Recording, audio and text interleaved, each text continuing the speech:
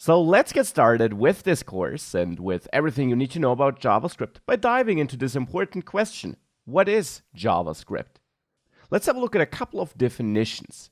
JavaScript is a dynamic, weakly typed programming language which is compiled at runtime.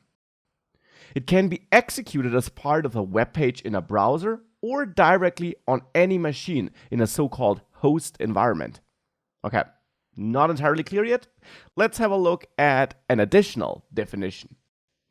JavaScript was created to make web pages more dynamic. That's kind of the idea why JavaScript was invented in the past, you could say. More about the history of JavaScript in a second, by the way.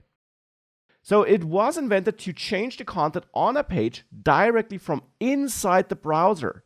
And originally, it was called LiveScript, but due to the popularity of Java back at the time, it was renamed to JavaScript to resemble Java by its name.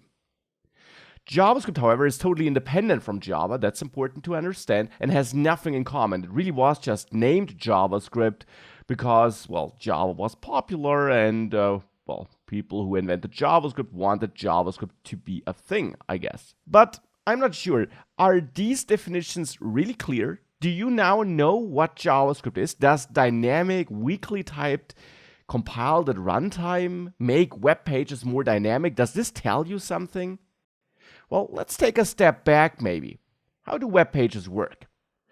You are the user visiting a web page, and when you do visit a web page, you use a browser for that. You use your client, your machine, your laptop, your computer, where you have a browser installed on it. You enter a URL or click on a search result on Google, and the web page gets loaded. To be precise, when you initially visit a web page, a request is sent to the server, so to a computer in the internet where that web page, where the HTML file is hosted, and that server then loads that web page and sends it back to your browser in a so-called response.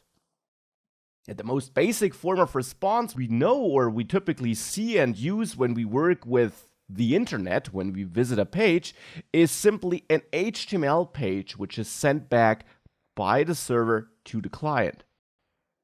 Now let's say on that loaded web page, let's say it's an online shop, doesn't really matter, the user clicks a button to submit a form, for example, to order some products.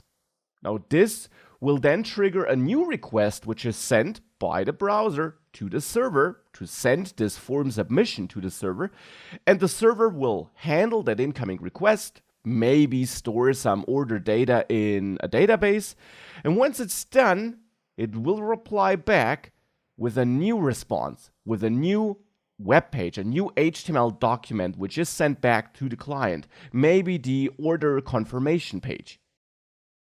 So this is how we interact with the web. This is how web pages traditionally work.